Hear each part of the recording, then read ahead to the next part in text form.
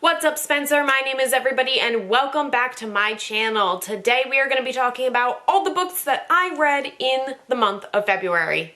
Now, in February, I was able to read a total of 12 books, and I am very excited and proud for myself because I have set my goal for the year at being 150 books, and even though we are only 2 months into the year, I am up to date with how many books that I should be reading, and I know that it can be very quick to fall behind on a big goal like 150 books, which is why I am still proud of myself for having been up to date on how many I should be reading so far.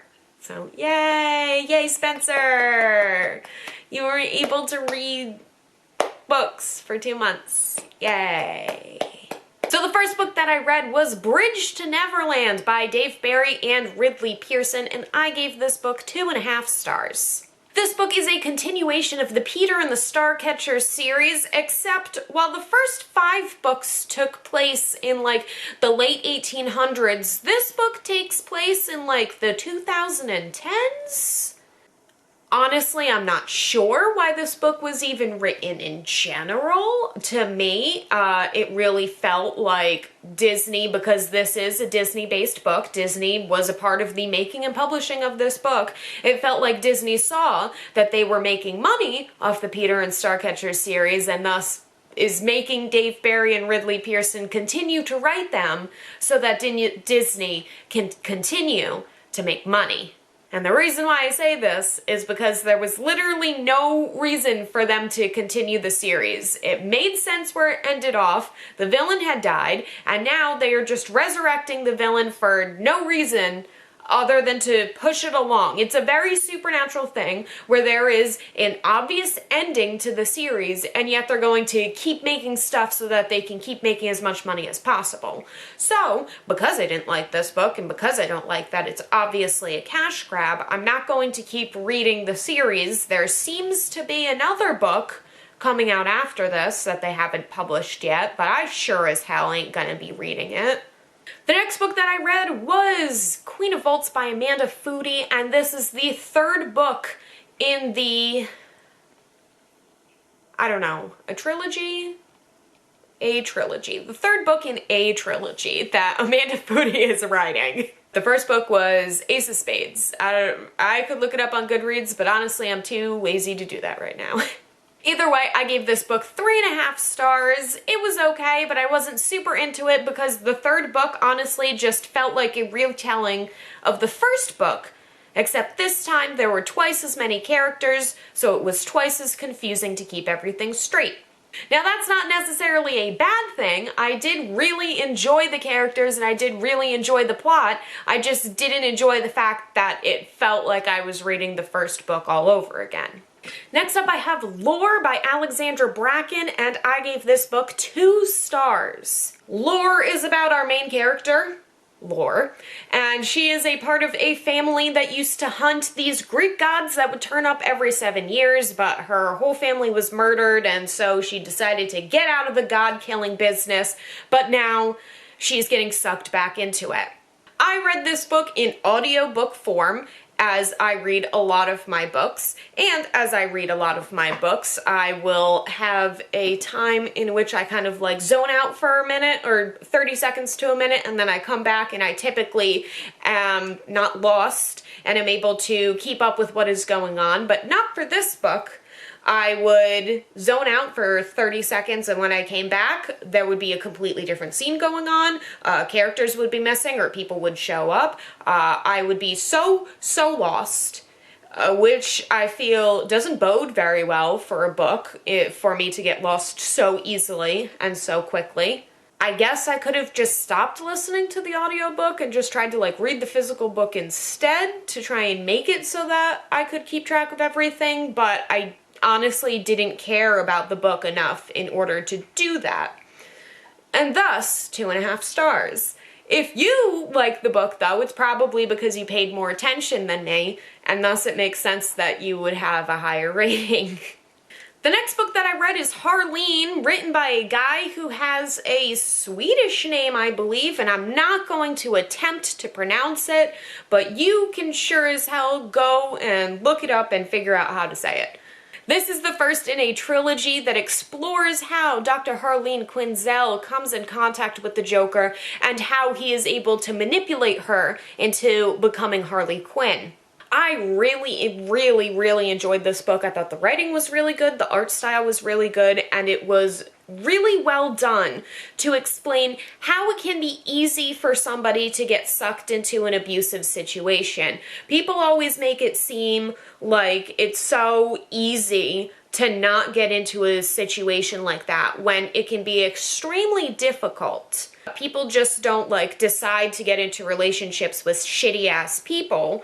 Those shitty ass people do things to convince that person that getting in a relationship is a good idea and that they're secretly a good person and stuff like that. So this book did very well at exploring that, and I'm excited to read the next two and see how Harley Quinn continues to go through this. There was a little bit of a setup for stuff between Harley Quinn and Poison Ivy, so I'm hoping in the next two books Harley Quinn will end up coming away from the Joker and end up being with Poison Ivy. I'm hoping second book is her removing herself, third book is just their love story. That would be perfect for me. Moi. Author who wrote this, write the book exactly how I want. Do it, because I said so, and I'm the most important person in the world. Next up I have Fight Club by Chuck Palahniuk, and I gave this book 4 stars. I'm sure that we are all familiar with Fight Club, but if you're not familiar with Fight Club, that's too damn bad, because the first rule of Fight Club is that you don't talk about Fight Club.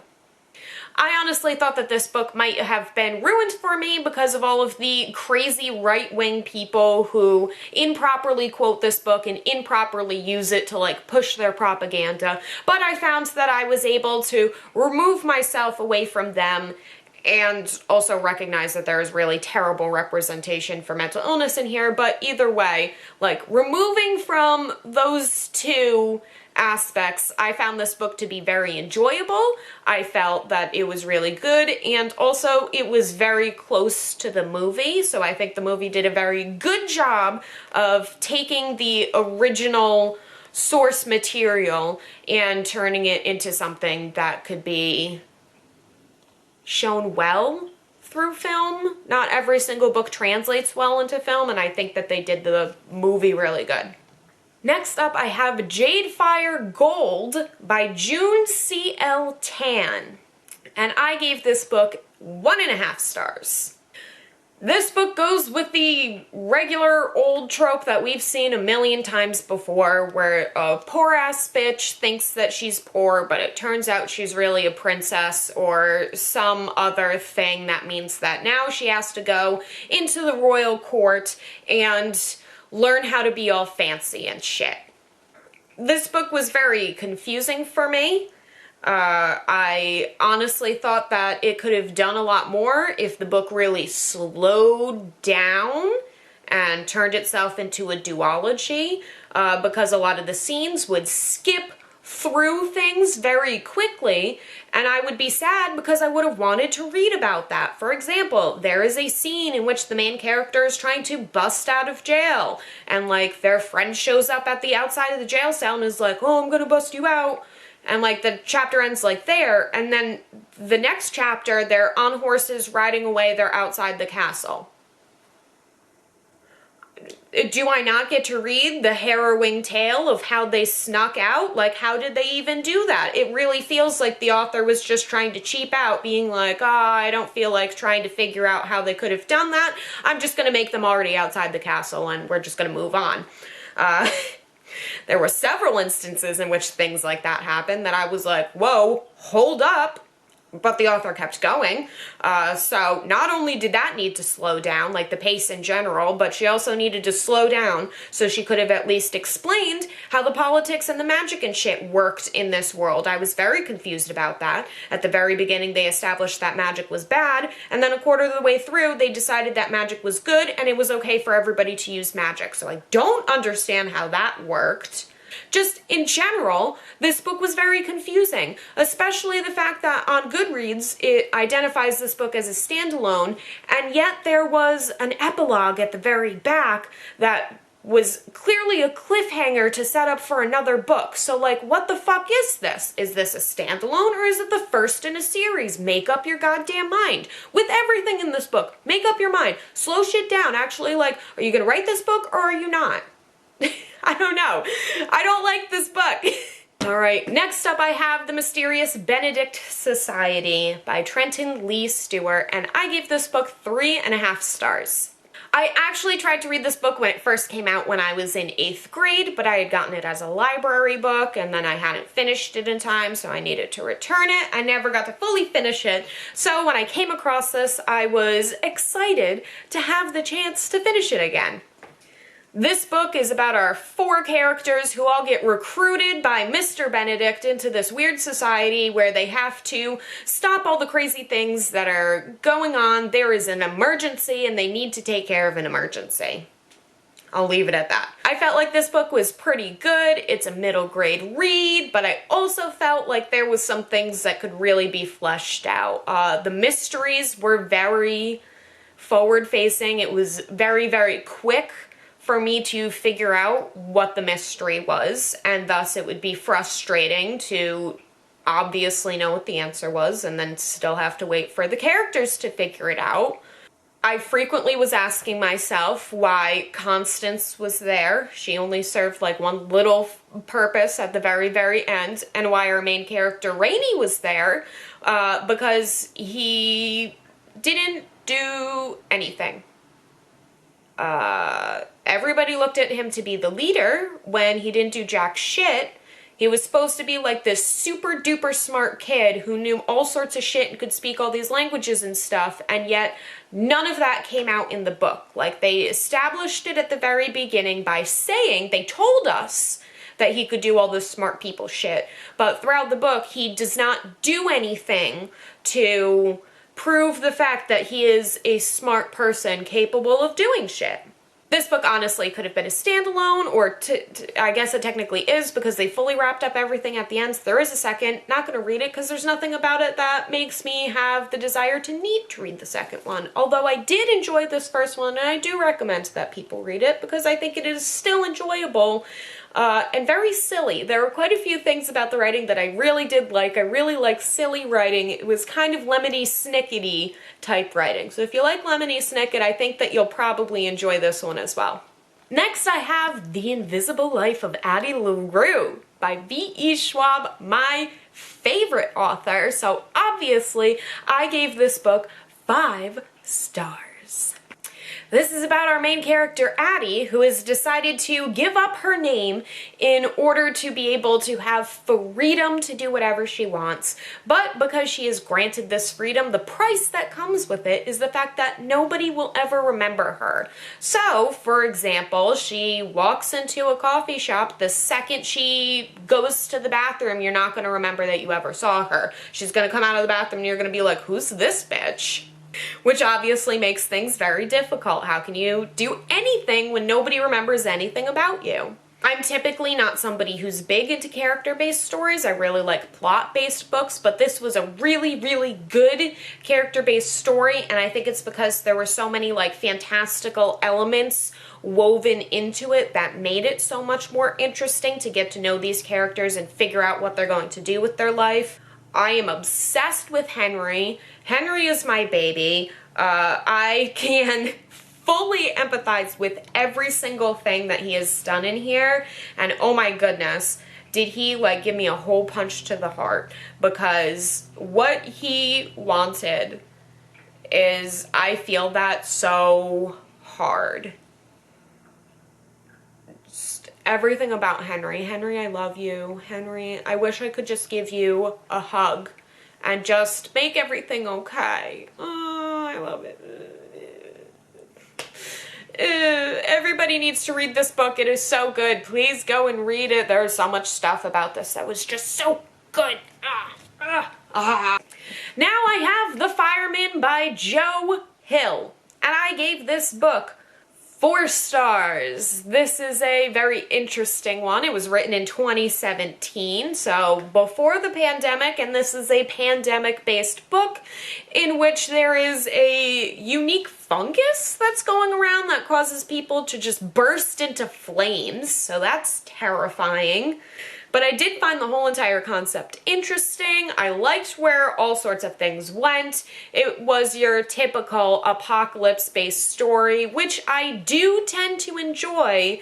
So I liked all the characters. I liked the different types of, like, how this interesting disease worked and how it ended up affecting people and how it affected the relationships between the characters. I thought that it was really, really good.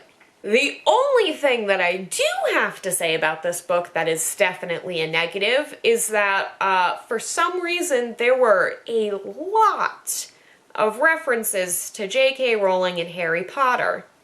Now, I do understand that this is before she revealed herself as being, like, the biggest transphobe on the earth and just a disgusting person in general, but there are still way too many references in here. I give an author, they can have, like, 1, 2 tops Harry Potter references. Like, Harry Potter's a typical mainstream pop culture book, so I don't hate when people mention it, but you shouldn't be describing every older guy as being Dumbledore-esque or a chair sitting next to a fire as being like Gryffindor common room-y. Like, there are other ways to describe things, you know, than comparing them to Hogwarts all the time. But beside that, this book was really good. Next up, I have Time Bomb by Joelle Carbonneau, and I gave this book 4.5 stars. You see me looking down at my little paper, giving me all my cheat sheet answers on these reviews here, because I am. I really, really, really liked this book. All of the chapters were pretty short, so it made it easy and quick to get through. It was under 300 pages, so that also made it a quick read. There are about 6 main characters in here. I am just realizing that I never told you what this book is about. It's about 6 characters who go to school, like they're getting ready for the new school year, and all of these bombs go off in their school, and obviously they're trying to survive everything and figure out how to get out, but it turns out that one of these 6 people is the actual bomber.